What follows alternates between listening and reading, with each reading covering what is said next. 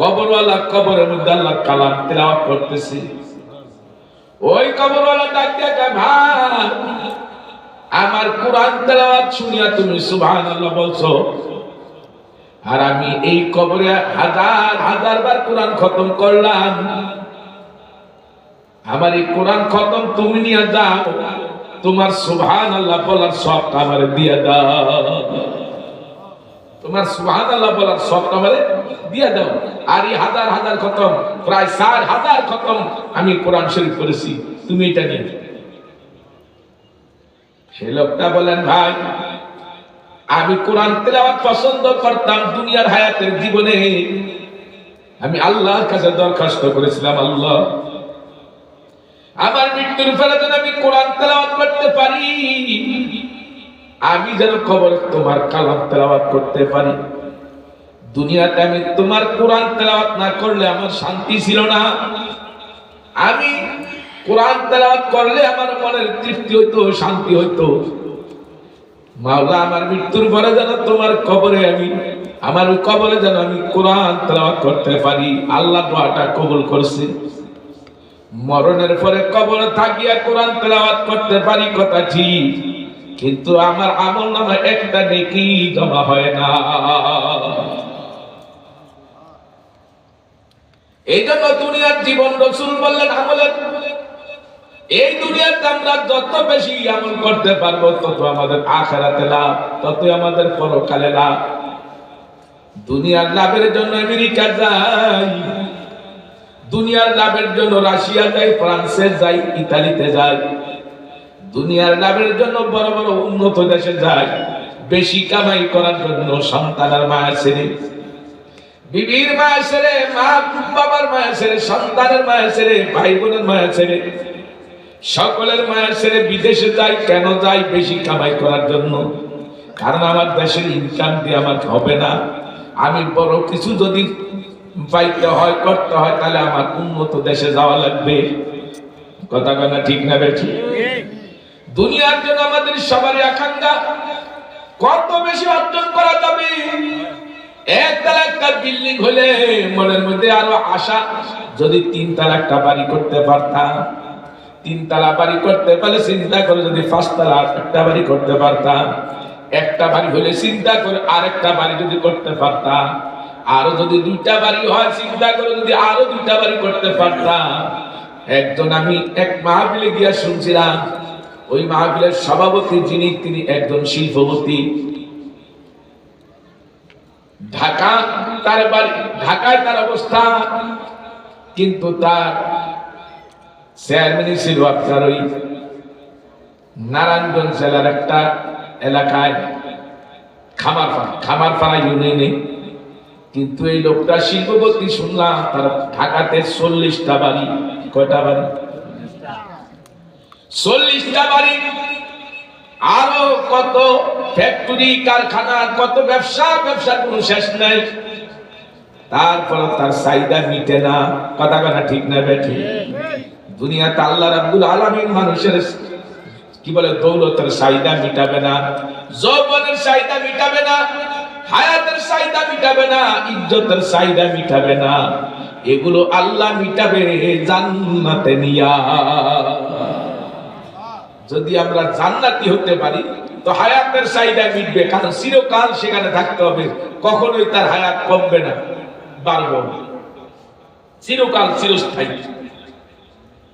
এই জন্য একটা উদাহরণ দিয়েছেন বিশ্বনবী, আসমান থেকে জমিন পর্যন্ত যদি তামাম পৃথিবীটা সরষার বীজে ভরপুর হয়ে যেত, আর একটা পাখি যদি 500 বছর পর পর একটা সরষার বীজ খেত, বলে একদিন না একদিন আসমান থেকে জমিন পর্যন্ত তামাম পৃথিবীর গোডাউনের সরষার বীজ শেষ হয়ে যেত। কিন্তু হায়াতের যে শুরু হবে, এটা কিন্তু কখনো শেষ হবে না। অনন্ত জিন্দেগি, চিরস্থায়ী জিন্দেগি, আখিরাতের জিন্দেগি। সেই জিন্দেগির জন্য আমাদের চিন্তা ভাবনা কম, দুনিয়ার অস্থায়ী জিন্দেগির উন্নতির জন্য, লাভের জন্য, অর্থের জন্য, ইজ্জতের জন্য, সম্মানের জন্য সবাই থাকি ব্যস্ত। কি বলেন, কথা ঠিক না বেঠিক? আল্লাহ রাসূল বলেন, হুব্বুদ দুনিয়া রাসূল কুল্লি খাতিয়া, দুনিয়ার মহব্বত হলো সব গুনার মূল।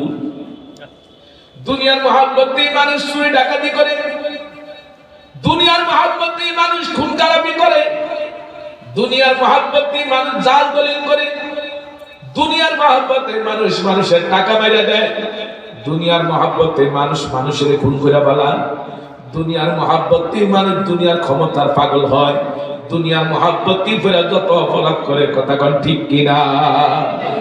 নবী যে বলে হুব্বুদ দুনিয়া রাসূল কুল্লি খাতিয়া, এটা তো কোনো আলেমের বাক্য না, এটা আলেমের বাণী না, এটা নবীজির বাণী। দুনিয়ার মহব্বত হইল সব গুনার মূল।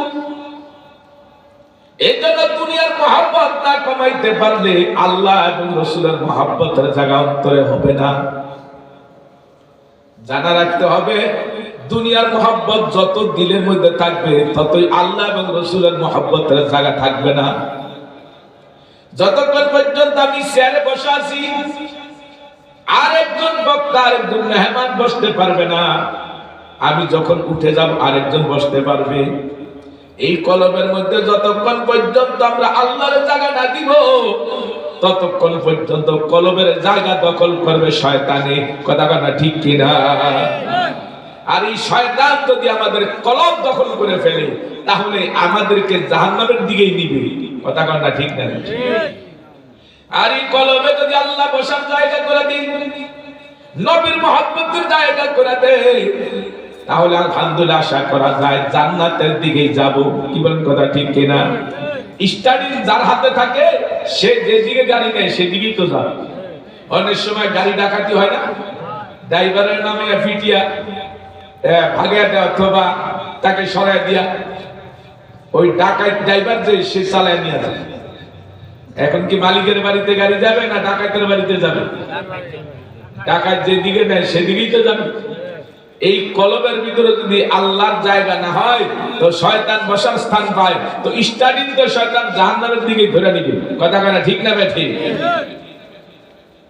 এই জন্য দুনিয়ার জীবনটাকে খুবই গনিমত মনে করতে হবে, কাজে লাগাতে হবে। হায়াতের জীবনটা বরফের মতো গলতে গলতে শেষ হয়ে যাইতেছে। এমন একটা সময় আসবে আল্লাহ ডাক দেওয়ার সময় পাবো না, একবার সুবহানাল্লাহ বলার সময় পাবো না, একবার আলহামদুলিল্লাহ বলার সময় পাবো না।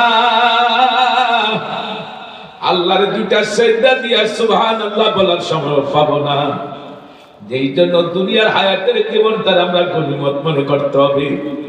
আল্লাহ বলেন, ইযা জাআ আজালুহুম লা ইস্তাখিরুনা সাআতান ওয়ালা ইস্তাকদিমুন। আল্লাহ বলে, আমি নির্দিষ্ট একটা হায়াতের বিষয় দিয়ে দুনিয়াতে পাঠাইছি। এই হায়াতের বিষয়ের মেয়াদ কমবেও না, বাড়বেও না। কারো হায়াতের বিশাল মেয়াদ 60 বছর, 70 বছর, 80 বছর। কারো হায়াতের বিশাল মেয়াদ 40 বছর, 30 বছর, 20 বছর, 10 বছর, 5 বছর, 1 বছর, 1 মাস, 1 দিন, 1 ঘন্টা। কি বলেন, কথা ঠিক কিনা? কত বাচ্চা মায়ের পেট থেকে জীবিত আসে, 5 মিনিট, 10 মিনিট, 1 ঘন্টা পরে মারা যায়। কথা কোন ঠিক কিনা? আবার কত বাচ্চা 1 সপ্তাহ, 2 সপ্তাহ, 20 দিন, 1 মাস, 2 মাস পরেও মারা যায়। কত যুবকরা 18 বছর, 20 বছর, 12 বছর বয়সে মারা যায়। কি বলেন, কথা ঠিক কিনা? কত মানুষ 40 বছর, 30 বছর বয়সে মারা যায়। দুনিয়াতে আসার সিরিয়াল ঠিক থাকলেও যাওয়ার সিরিয়াল কিন্তু ঠিক না। যাওয়ার সিরিয়াল ঠিক না। দাদা বিছানায় পড়ে আছে, 90 বছর, 80 বছর বয়স হয়ে গেল, দাদাই মরে না। যৌবনে ভরা একটা নাতি 30-40 বছর বয়স হঠাৎ করে মারা যায়। এমন হয় কি হয় না? তাইলে বোঝা গেল দুনিয়ার জীবনটা কার কতদিনে হায়াতের ভিসা, এটা আল্লাহ কাউকে জানতে দেয় না। তবে আল্লাহ জানিয়ে দিয়েছেন, ও আমার বান্দা বান্দি, হায়াতের ভিসা যখন শেষ হয়ে যাবে, 1 সেকেন্ড আগে তোমার মৃত্যু হবে না, 1 সেকেন্ড পরে হবে না। তুমি দেশে থাকো, দেশের বাইরে থাকো, ঘরে থাকো, বিমানে থাকো, লঞ্চ স্টিমারে থাকো, ঘুমে থাকো, সজাগ থাকো, কাজে থাকো, যেখানে যে অবস্থায় থাকো, আজাল যখন আইসা যাবে 1 সেকেন্ড তো দেরি হবে না। দুনিয়ার ডাক্তাররা তোমাকে হায়াত দিতে পারবে না, বাড়াতে পারবে না। দুনিয়ার কোন বিজ্ঞানী, দুনিয়ার কোন বৈজ্ঞানিক, চিকিৎসা বিজ্ঞানী তোমার হায়াত বাড়াতে পারবে না।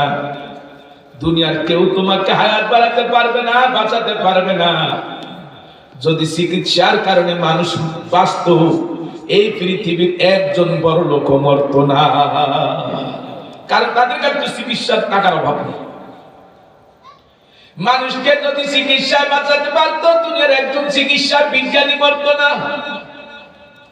মানুষকে যদি চিকিৎসায় বাঁচাতে পারতো, ঔষধে বাঁচাতে পারতো, এই দুনিয়ার একজন ডাক্তারও মরত না।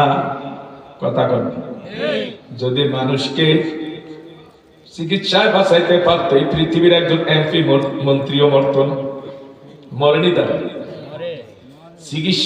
চিকিৎসা বিজ্ঞানীরাও মরে, ঔষধ আবিষ্কারকেরাও মরে, বড় বড় ডাক্তারও মরে, রোগীও মরে। তাইলে বুঝা গেল সবার মৃত্যু নিশ্চিত। আল্লাহ চ্যালেঞ্জ দিয়েই বললেন, কুল্লু নাফসিন যায়িকাতুল মাউত, সবার মৃত্যু স্বাদ গ্রহণ করতে হবে, মৃত্যু থেকে পালাবার কোনো জায়গা না। আমেরিকা গেলেও বাঁচতে পারবে না, রাশিয়া গেলেও বাঁচতে পারবে না, পৃথিবীর যত দূর দেশেই হোক না কেন বাঁচতে পারবে না। বন্ধুরা আমার, সুলাইমান আলাইহিস সালাম মানুষদেরকে নিয়ে বয়ান করতেছিলেন, কথা বলতেছিলেন। একটা যুবক ওই মজলিসে ছিল। এমন সময় আগন্তুক একটা লোক আইসা শুধুমাত্র যুবকটার দিকে এমনি তাকিয়ে আছে, খুব কড়া দৃষ্টি। যুবকটা ভয়ে ঘেমে গেছে। নবী সুলাইমান আলাইহিস সালামকে ডাক দিয়ে কয়, ও আল্লাহর পয়গম্বর, মেহেরবানি করে আমি ভারতে যাইতে চাই, অমুক জায়গায় যাইতে চাই, আমার একটু পৌঁছানোর ব্যবস্থা করেন। কারণ সুলাইমান নবীর কথা তো বাতাসেও শুনতো, কথা ঠিক না? সবাই শুনতো। সুলাইমান নবী বাতাসকে ডাক দিয়ে, বাতাস, এই যুবকটারে তার কাঙ্ক্ষিত জায়গা ভারতে পৌঁছে দিও। বাতাস তাকে উড়ায় নিয়ে গেল, ভারতের সেই কাঙ্ক্ষিত জায়গায় পৌঁছে দিল। ওই লোকটা আবার সুলাইমান নবীর কাছে আবার পুনরায় পরদিন আসলেন। হযরত সুলাইমান আলাইহিস সালাম, ভাই গতকালও তো আপনি আসছিলেন? হ্যাঁ আসছিলাম। আজ তো আসলেন, ওই যুবকটার দিকে আপনি কেন এমন ভাবে তাকাইলেন? যেই কারণে যুবকটা ভয়ে আমার কাছে সাহায্য চাইলো ভারতে পৌঁছানোর জন্য। তখন ওই লোকটা বলে, আগন্তুক লোকটা বলে, নবী সুলাইমান, আমি কেউ না, আমি হলাম আনা মালাকুল মাউত, আমি আজরাইল মালাকুল মাউত। ওই লোকটা আপনার দরবারে ছিল। আল্লাহ বললেন তার মৃত্যু হবে ভারতের অমুক জায়গা। আমি আশ্চর্য হয়ে গেলাম, হাজার হাজার মাইল দূরে এই লোকটা কেমনে সেখানে যাবে? আর যেই সময় দেওয়া হয়েছে তার মৃত্যু হবে, ওই সময়ের মধ্যে কেমন করে সে বুঝবে? এইটা নিয়ে আমি নিজে আশ্চর্য হয়ে তার দিকে তাকাইছিলাম। কিন্তু আপনার কাছে সে সাহায্য চাইল, বাতাসের সাহায্যে আপনি পৌঁছে দিলেন। ঠিক মৃত্যুর আগে আগে আমি তাকে জায়গা মতো পেয়েছি, সেখানে আমি তার জান কব্জ করে আবার আমি আপনার দরবারে আসছি। জোরে জোরে কন্যা সুবহানাল্লাহ। যার মৃত্যু যেখানে আছে সেখানে তার যেতেই হবে, আল্লাহ তাকে সেখানে নিয়ে পৌঁছাইবি। কিন্তু কার মরণ কখন কোথায় কোন অবস্থায় হবে এটা আল্লাহ কাউকে জানতে দেয় না। কথা কেন ঠিক না বেঠি? মানুষ যদি জানতো বিদেশে তার মৃত্যু হবে, বাড়িঘর ছেড়ে যেত। মানুষ যদি জানতো রাস্তায় তার মৃত্যু হবে, তাহলে সেই ঘর থেকে কি বের হতো? মানুষ যদি জানতো বিমানে তার মৃত্যু হবে, সে কখনো বিমানে উঠতো না। মানুষ যদি জানতো গাড়ি অ্যাক্সিডেন্টে তার মৃত্যু হবে, জানলে কখনোই গাড়িতে উঠতো না। কথা কথা ঠিক না বেঠিক? আল্লাহ রাব্বুল আলামিন মানুষের মৃত্যু কোথায় কবে কোন দিন হবে এটা আল্লাহ মানুষকে জানতে দেয় না, কিন্তু সতর্ক করে বলছেন তোমাদের মৃত্যু স্বাদ গ্রহণ করতে হবে। খবরদার খবরদার, তোমরা কিন্তু খাঁটি মুসলমান না হইয়া মৃত্যুবরণ করো না। মৃত্যুবরণ করতে হলে খাঁটি মুসলমান হয়ে লা তামুতুন্না ইল্লা ওয়া আনতুম মুসলিমুন। আল্লাহকে মরতে তো হবে, মরা মুসলমান হয়ে। মুসলমান না হয়ে কেউ মরে, কারণ মুসলমান না হয়ে যদি মরো, ইহুদি হইয়া, খ্রিস্টান হইয়া, নাসারা হইয়া, উপজাতি বিজাতি, নাস্তিক, মুরতাদ, কাফের, মুশরিক হয়ে যদি মারা যাও, তাহলে তোমরা জেনে রেখো তোমাদের ঠিকানা হবে জাহান্নাম। আর যদি তোমরা জান্নাতে যেতে চাও, ইয়া আইয়ুহাল্লাযীনা আমানুত্তাকুল্লাহা হাক্কা তুকাতিহ, তোমরা আমি আল্লাহকে ভয় করো, ভয় করার মতো ভয় করো। লা তামুতুন্না ইল্লা ওয়া আনতুম মুসলিমুন। আমি আল্লাহকে ভয় করো, ভয় করার মতো করো, আর মুসলমান না হয়ে বলো। এখন আল্লাহর ভয় কিরকম হবে? আল্লাহর ভয় এরকম হবে যেমন ছাত্র শিক্ষকের সামনে বেয়াদবি করে না, দুষ্টামি করে না, বেতের ভয়। কথা বলেন ঠিক কি? কিন্তু যখন উস্তাদ থাকে না, তখন দুষ্টামি ঠিকই করে। তো ভয় করলো উস্তাদের বেতে, উস্তাদের সামনে বেয়াদবি করে না। উস্তাদ তো সামনে দেখে, কিসে তো দেখে, আল্লাহ তো সব দিকে দেখে। আল্লাহ তো সব দিকে সমান দেখে, ডাইনে যেমন দেখে, বামে তেমন দেখে, সামনে তেমন দেখে, পিছে তেমন দেখে, উপরে যেমন দেখে, নিচে তেমন দেখে, সাত জমিনের নিচে যেমন দেখে, সাত আসমান উপর আল্লাহ তেমন দেখে। আসমান জমিনের মাঝখানে ভাসমান থাকলেও আল্লাহ দেখে। কথা কোন ঠিক কিনা? আল্লাহ দেখে না এমন কোন জায়গা নাই, আল্লাহ দেখে না এমন কোন বস্তু নাই, আল্লাহ শুনে না এমন কোন ভাষা নেই। আল্লাহ পাক রব্বুল আলামিন বান্দা বানিয়েছেন জাহান্নামে দেওয়ার জন্য না, বান্দা বানিয়েছেন জান্নাত দেওয়ার জন্য। কিন্তু জান্নাতটা কোথায়? জান্নাত তো সে আখিরাতে, আর জান্নাত কামাই করার জায়গাটা হলো দুনিয়া। এই দুনিয়ায় জান্নাত কামাই করবেন, আখিরাতে যে শুধুমাত্র ভোগ করবেন। জান্নাত কামাইয়ের জন্য তো সবে বরাতের আমল করছেন। জান্নাত কামাই করতে যায় তো রমজান মাসে রোজা রাখে। জান্নাত কামাই করতে যায় বাজার কষ্ট করে মানুষ নেক আমল করে। জান্নাত কামাই করার জন্য কোরআন তেলাওয়াত করে। জান্নাত কামাই করার জন্য জিকির ওজিফা করে। জান্নাত কামাই করার জন্য দুরূদ পড়ে। জান্নাত কামাই করার জন্য হারাম খায় না, হারাম ব্যবহার করে না। জান্নাত কামাই করার জন্য হালাল কাজ করে, হালাল ইনকাম করে। কথা কোনা ঠিক না ঠিক? আল্লাহ যেই হালতে রাখে সেই হালতে আল্লাহ শুকরিয়া আদায় করে। আল্লাহ যদি গরিব অবস্থা রাখে তাতেও খুশি, আল্লাহ পাক ধন দৌলতে তাতেও খুশি। সর্বাবস্থা আল্লাহর উপরে রাজি, বিপদে ফেললো আল্লাহর উপরে রাজি। আল্লাহর উপরে বান্দা রাজি কিনা না রাজি, এটার জন্য সকল ঈমানদারের কিন্তু একটা পরীক্ষা আছে। কি আছে বলেন? আল্লাহ বলেন ওয়ালা নাবলুওয়ান্নাকুম বিশাইইন মিনাল খাউফি ওয়াল জু'i ওয়া নাকসিম মিনাল আমওয়ালি ওয়াল আনফুসি ওয়াস সামারাত ওয়া বাশশিরিস সাবিরিন।